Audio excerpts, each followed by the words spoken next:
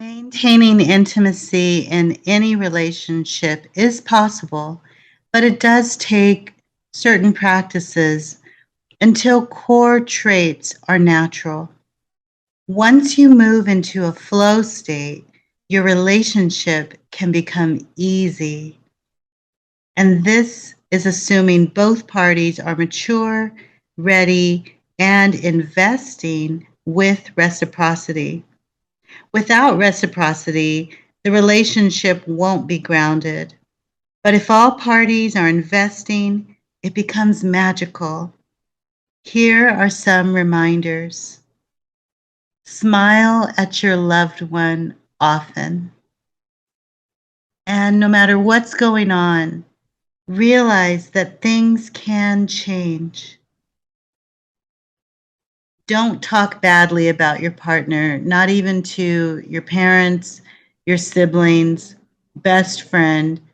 Really try to conceptualize your relationship as being something beautiful that has, growth potential. And if you are having challenges and you feel like you need help, consider talking to a professional or a third party that is not so emotionally invested that they're going to be annoyed if you stay with that person. Remember, a lot of the times our loved ones, our parents, our family members, our best friends, they're not as forgiving.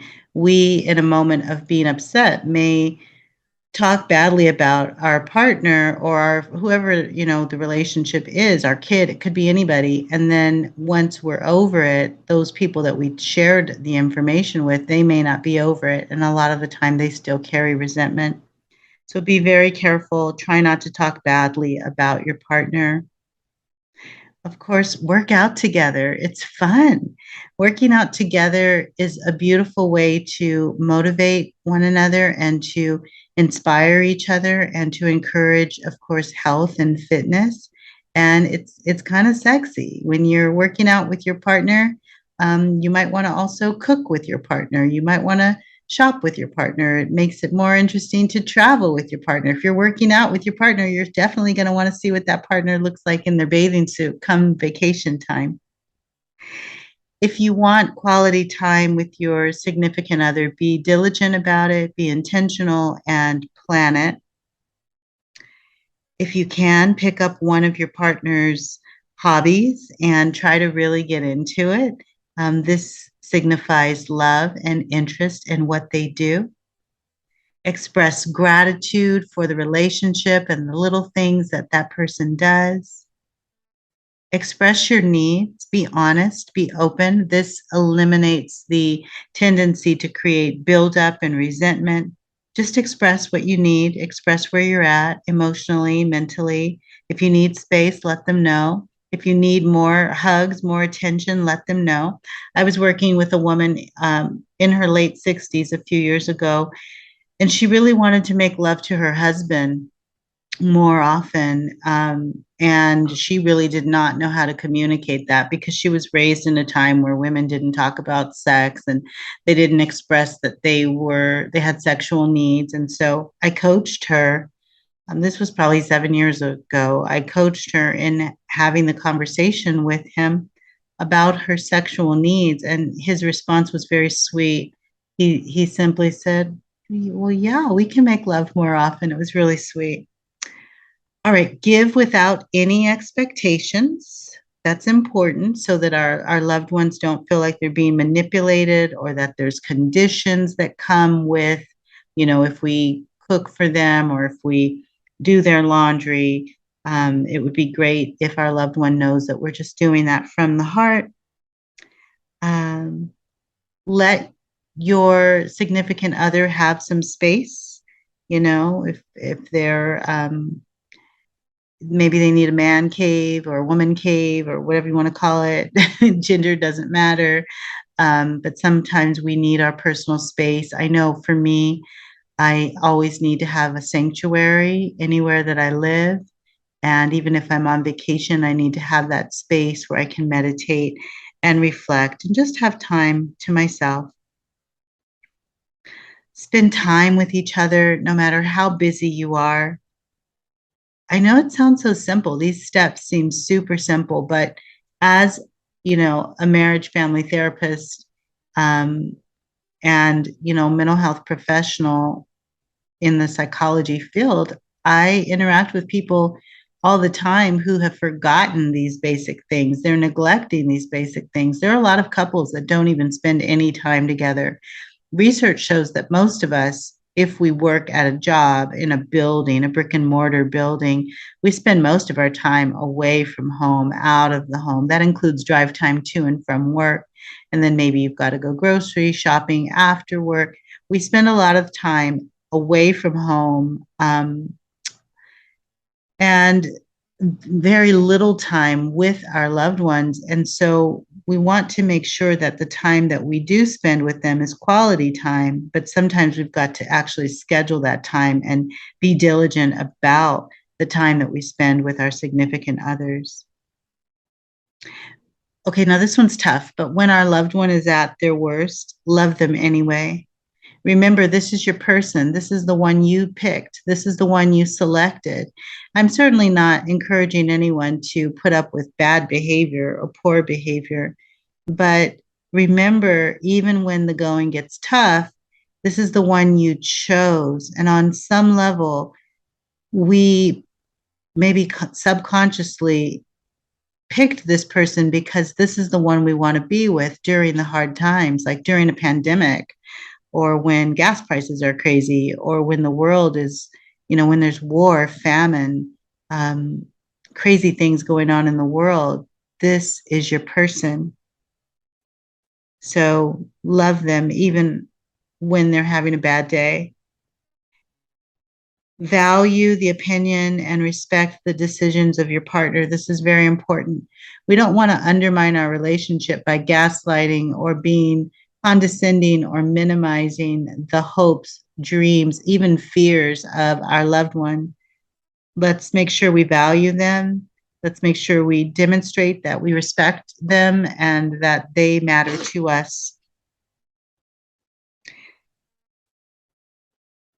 This is going to sound silly, but kiss them a lot.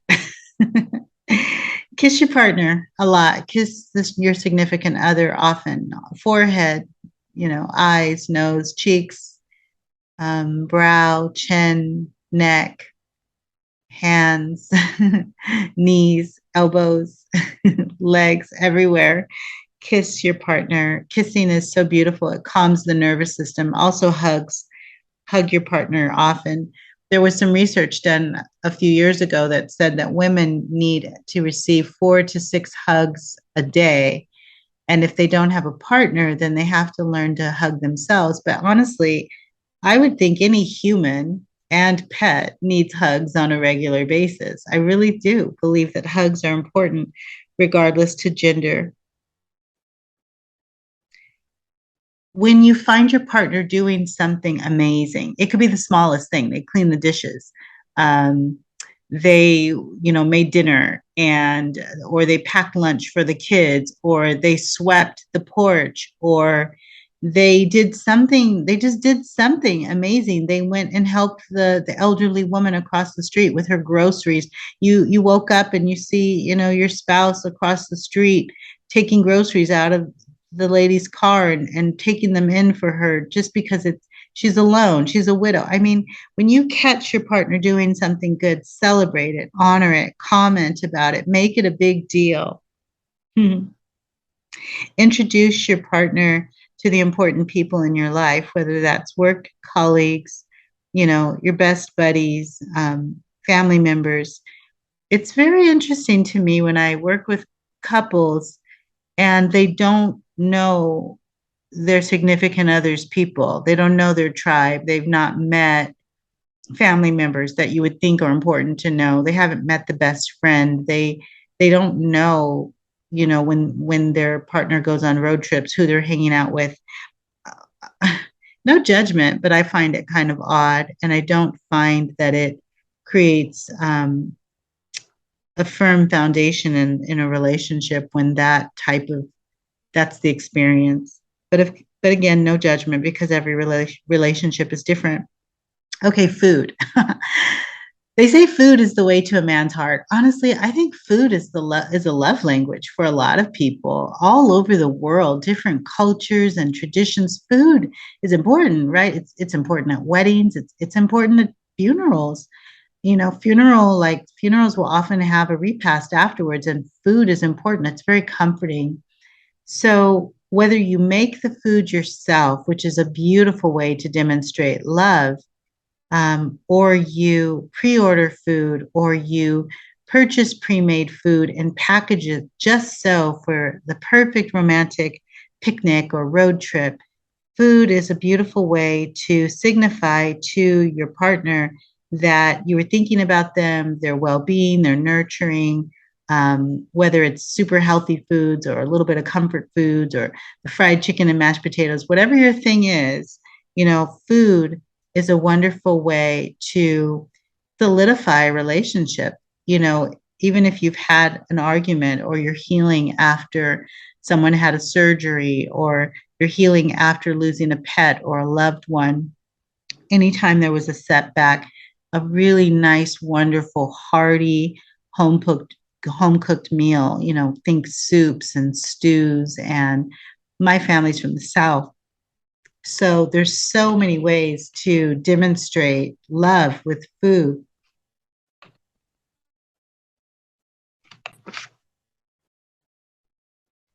Also, make it a point to show your appreciation, with intentional action. Demonstrate that you appreciate things that your significant other and partner does for you on a regular basis.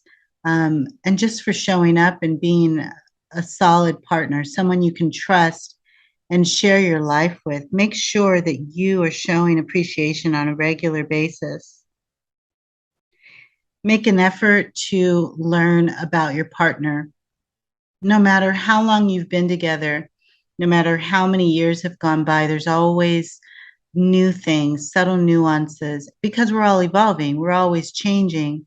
So learn the ways that your partner is changing. Perhaps they're taking a class, maybe they learn new software at work.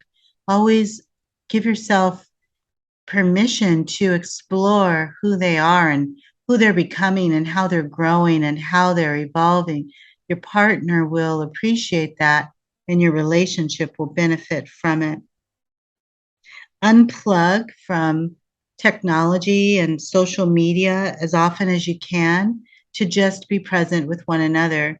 We live in a day and age where it's not uncommon for couples and whole families to be in a room together, everybody on their cell phone or their device, no one talking, or kind of talking here and there, or being in the same room and texting each other when they could just have a conversation. Having conversations is kind of a lost art nowadays. So unplug, plug, and focus on each other in order to maintain relational health. Tackle a project together. It could be laundry, it could be cleaning out the shed or the garage, it could be washing the car, it could be a financial situation, creating a spreadsheet so that you can create a retirement plan and travel Europe the moment you retire. There's so many different projects. Take on something, paint something together, build something together, do something together as a project. This protects the relationship. It keeps you connected. It stimulates right and left brain. Your nervous systems are calming, you're breathing together, you're working together. And even if you're super busy in other parts of your life, that project will be the one thing that brings you back together for a long period of time. And then you'll have shared memories of what you created together. Talk about what intimacy means to you. We can have really important conversations with our loved one. What does intimacy mean? How much of it do you need? When do you want to experience it? Surround yourself with positive and empowering media. What you let in forms your thoughts, and your thoughts create actions and intentions around yourself and your partnership.